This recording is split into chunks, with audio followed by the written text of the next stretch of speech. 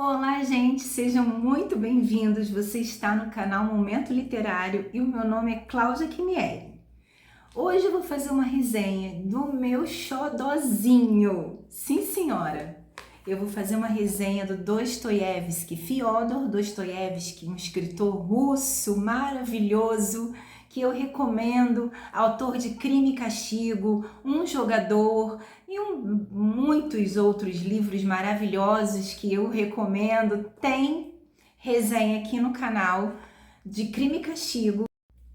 E hoje nós vamos conversar sobre o Eterno Marido, esse livro que foi aclamado pela mídia e pelas pessoas, pelo grande público, muito embora Dostoiévski não tenha gostado muito do resultado deste livro, né? Ele dizia que era um livro, ele não gostava, até porque quando ele escreveu esse livro, gente, ele estava refugiado na Alemanha, por estar fugindo de dívidas, né, de credores.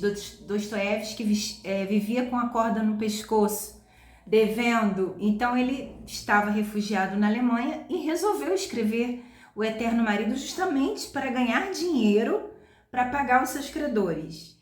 Então, o nosso querido Dostoiévski estava na cidade de Dresden, na Alemanha, como eu já disse, fugindo dos credores, e rapidamente ele escreveu O Eterno Marido. Este livro foi publicado numa revista russa em 1870 e logo que saiu, né, ele foi um grande sucesso entre o grande público e a crítica, como eu acabei de dizer. Gente, esse livro é muito interessante, é muito legal. Ele mistura um pouco da comicidade, do grotesco, do caricatural, além de ser extremamente inteligente. Bem, gente, então vamos lá ao nosso livro. Nos meados do século XIX, o assunto que estava em alta na literatura era a questão do adultério, né? O adultério era muito mal visto, claro, entre as mulheres, né, que eram extremamente criticadas por adulterar. Para o homem não pegava mal, o máximo que acontecia era as pessoas comentarem: ai, que coisa feia, não é cristão trair a mulher, mas não passava disso. Agora, a mulher adúltera era muito mal vista naquela sociedade hipócrita daquela época. O personagem principal aqui do nosso romance é um jovem chamado Vertchaninov. É um nome russo cheio de consoantes, bastante complicado, mas a gente acostuma. Estou eu aqui falando Vertchaninov, Vertchaninov, com maior, né, desenvoltura. Mas é um nome bastante complicado, assim como todos os nomes russos. E o primeiro capítulo desse livro é praticamente todo falando sobre o Vertchaninov, criando essa identidade do Vertchaninov, né?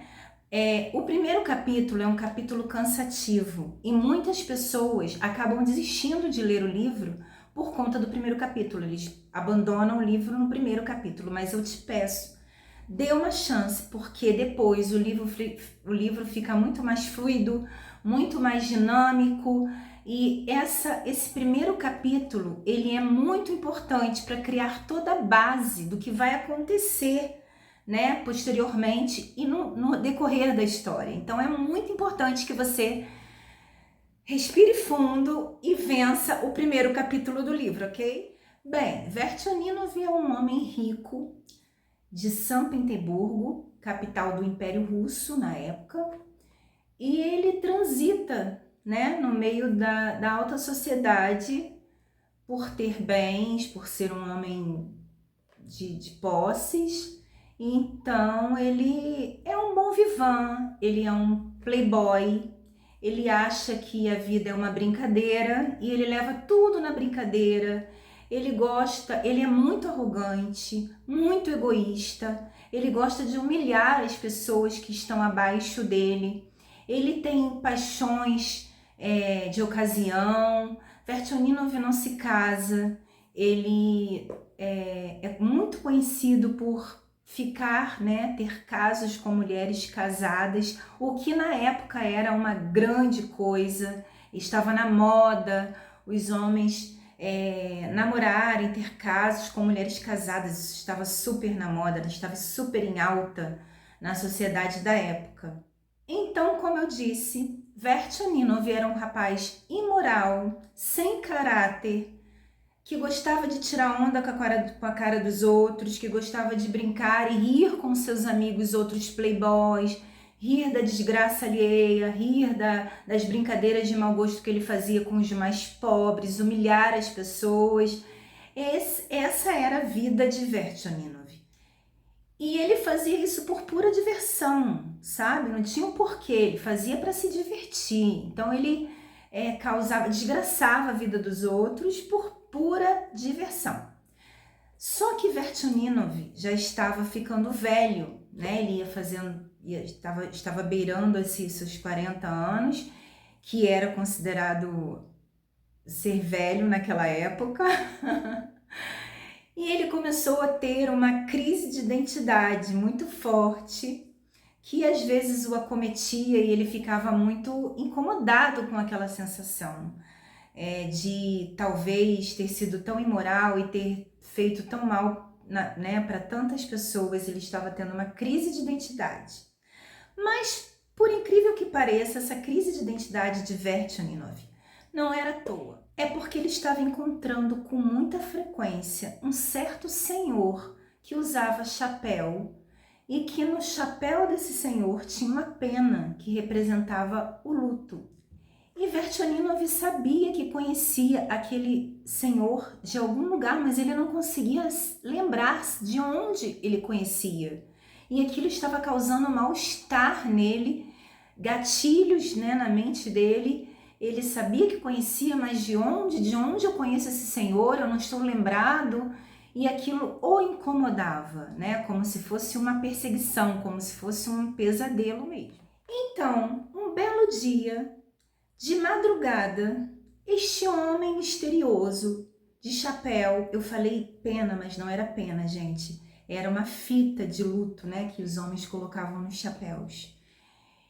E esse homem bate a porta de Verchaninov, que fica muito assustado, né? Abre a porta e leva um susto, como se fosse um fantasma na frente dele. Olha, ele estava tendo essas crises todas, essa confusão mental toda por causa deste homem que ele não estava conseguindo lembrar-se de quem era. E de repente este homem bate às 3 da madrugada na porta de Verchaninov. Quem seria este homem? Então, do nada, ele lembra-se do homem. Trata-se de Trutovsky, um homem com quem ele mantinha uma amizade. Ele costumava frequentar a casa de Trutovsky, não era à toa. Eu vou explicar para vocês o porquê dele, né, manter essa amizade com Trutovsky, porque na altura do campeonato vocês já perceberam que Verchaninov não era amigo de ninguém.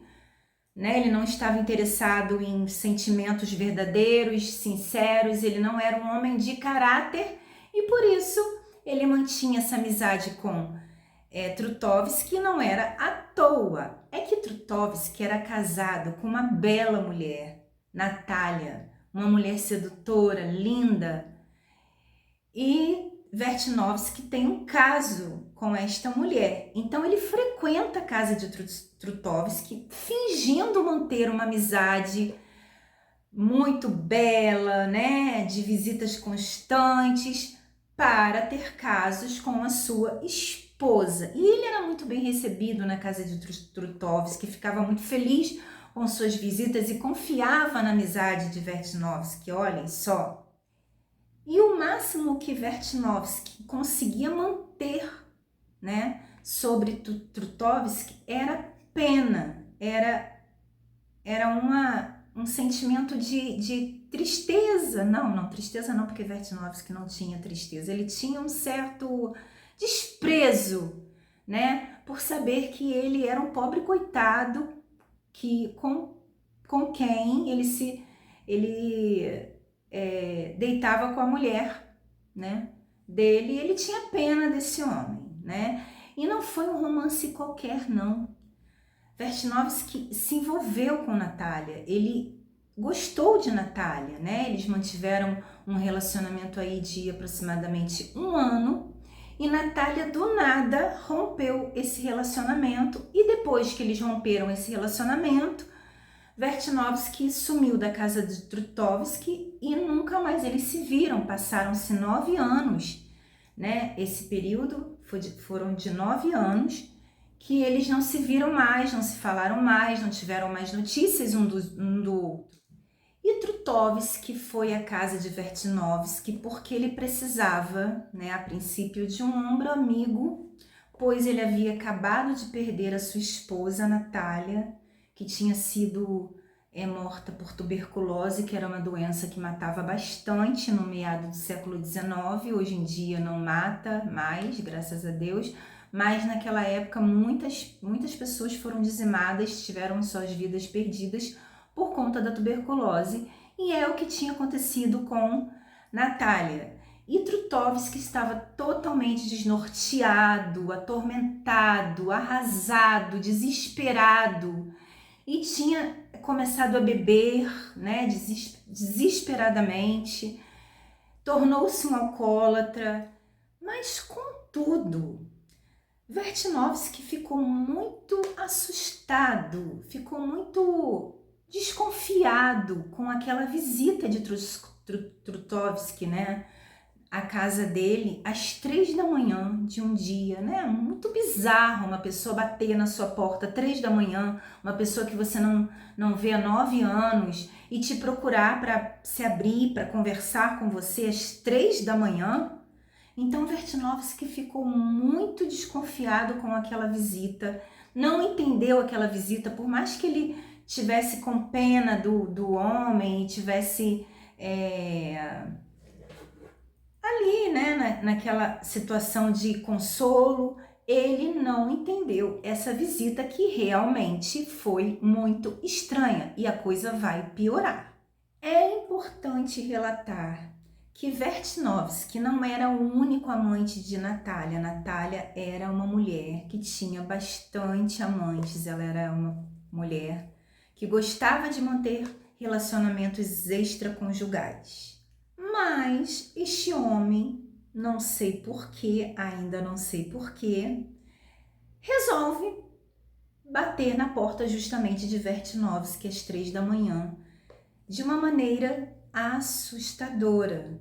Vertnovski fica bastante atordoado com essa visita, né? A que se deve essa visita? Ele fica muito desconfiado, pensativo e não entende, né? Por que um homem, depois de 9 anos, né, sem contato algum, resolve justamente procurá-lo. Acontece que Trutovski tinha tido uma filha com Natália, né? Fato que Vertnovski não tinha conhecimento, porque eles estavam distantes há 9 anos e Vertnovski não sabia dessa criança. Era uma criança muito bonita, uma pequena menina chamada Lisa, dos olhos azuis, dos cabelos dourados, era uma beleza de criança. Então Vertnovski, que de bobo não tinha nada, começou a fazer as contas, conta aqui, terminamos aqui, ela sumiu ali, a menina tem tantos anos. E ele chega à conclusão de que pequena Lisa era filha dele. Então Vertnovski fica ainda mais encucado com aquela história toda, porque ele fica pensando, será que este homem veio para se vingar? Mas se vingar como? De que forma ele iria se vingar de Vertnovski? Será que ele ia matá-lo? Será que ele ia, sei lá... Eu não sei. E Vertnovski fica muito encucado com aquela história toda.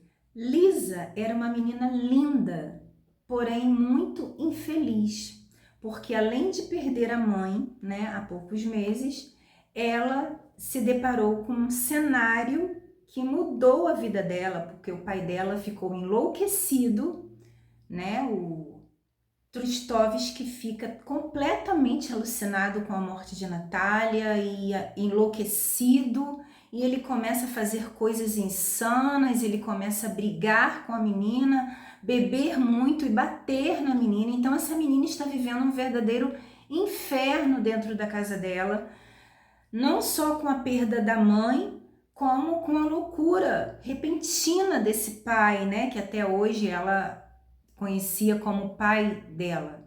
E vale ressaltar que também Trustovski começou a falar em suicídio, o que apavorava a pobre menina. E é assim, nesse contexto, que o nosso anti-herói começa a se sentir responsável por aquela criança que está, neste momento, órfã, né? Ele começa a se sentir responsável por Lisa. E é assim que vai se desenvolver a narrativa de O Eterno Marido. Na confusão, no embate entre esses dois homens, né? O marido traído e o amante, que são figuras muito conhecidas na nossa cultura, né? O homem traído e o amante, e nós vemos vários episódios e filmes e novelas em que há vários embates entre essas duas figuras que já são parte da nossa cultura. Só que essa história ela vai tomando matize de terror psicológico, onde um mede forças com o outro, e Vertinovski aqui é o homem que está no lugar do opressor, colocando lá que ele é da alta sociedade, que ele tem dinheiro, e Trustovski, que é um homem humilde, né, que mora na província, longe da cidade grande, é um caipira. E isso fica muito claro nos diálogos entre Trustovski e Vertinovski, só que esses diálogos eles se intercalam. E muitas vezes Trustovski vai dar lições de morais em Vertinovski, que vai se sentindo ali também humilhado. Então ele humilha, mas também sente o peso daquela situação toda que recai sobre a vida dele, que de uma certa forma vai mudando e transformando aquele homem. É interessante dizer que no prefácio do livro, né, Rubens Fonseca, ele coloca que até os próprios nomes são escolhidos, né, que não são à toa, não são escolhidos à toa, que na raiz do nome Vertinovski significa poderoso, né, altivo, e na raiz do nome Trustovski, em russo, óbvio, significa covarde. Então você já vê nos próprios nomes a construção, o brilhantismo de Dostoiévski, sabe? Que escreveu um livro despretensiosamente, de uma forma rápida, sem uma intenção de ser um best-seller, ele só queria, fugir dos credores e ganhar dinheiro, mas ele pensa até mesmo na raiz dos nomes, né? Ele não coloca os nomes aleatoriamente nesse livro, ele busca nomes que combinam com os personagens. Que brilhante, que escritor! E nessa construção dessa narrativa, Dostoiévski ele vai intercalando, né, diálogos entre Trustovski e Vertinovski, que muitas vezes Trustovski vai diminuir, né, Vertinovski de uma forma bem branda, bem subentendida. São diálogos cheios de subentendidos, cheios de ambiguidades. E muitas vezes a gente vai ver Vertinovski, aquele homem arrogante, egoísta, cada vez mais assustado, né, com o posicionamento e com a postura de um homem que ele considera um nada. E é muito interessante quando você lê esse livro, como você consegue visualizar. Eu consegui visualizar uma peça de teatro. É claro que você tem outros personagens, como a própria menina Lisa, como outras personagens secundárias, mas se numa peça de teatro estivessem só Vertinovski e Trustovski, você conseguiria compreender plenamente o diálogo travado entre eles, e seria um escândalo. Mas como isso aqui não é uma peça de teatro, é um livro, nós temos que ler cada uma dessas frases com muita atenção, prestando bastante atenção no que eles querem dizer, né, nos subentendidos, no que não é, que às vezes é, e a gente fica inebriado e assim, deslumbrado com cada pedacinho desse livro, porque esse livro ele vai te aguçando, sabe? Ele vai te estimulando, ele vai te motivando a querer saber onde isso tudo vai chegar.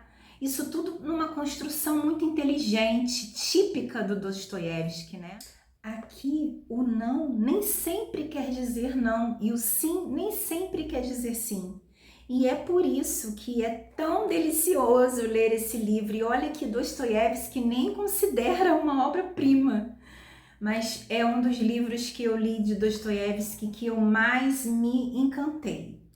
Então, gente, não há dúvidas que eu super recomendo O Eterno Marido, de Dostoiévski. O engraçado de tudo é que esse livro aqui é uma coletânea, ele vem com O Eterno Marido e Noites Brancas, que brevemente estarei resenhando também, Noites Brancas.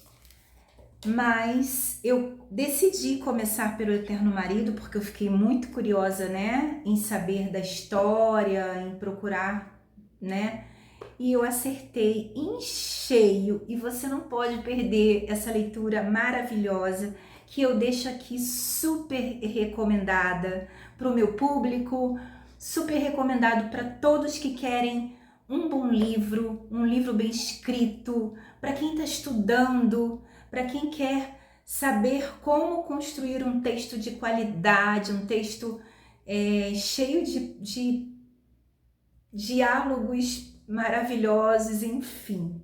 Eu acho que eu já falei tudo que eu tinha para falar. Óbvio que eu não vou dar spoiler, eu não vou, né, dizer para vocês o que vai acontecer, mas é surpreendente, você precisa ler este livro. Tá bom, gente? E por hoje é só. Estou com muita saudade de vocês. Quero dizer que eu amo resenhar, eu amo isso que eu faço.